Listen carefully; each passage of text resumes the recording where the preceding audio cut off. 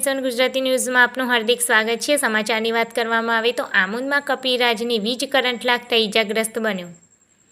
વીજ ટ્રાન્સફર પર ચોંટી ગયેલા કપિરાજને સ્થાનિકોએ લાકડીથી દૂર કરીને જીવ બચાવ્યો।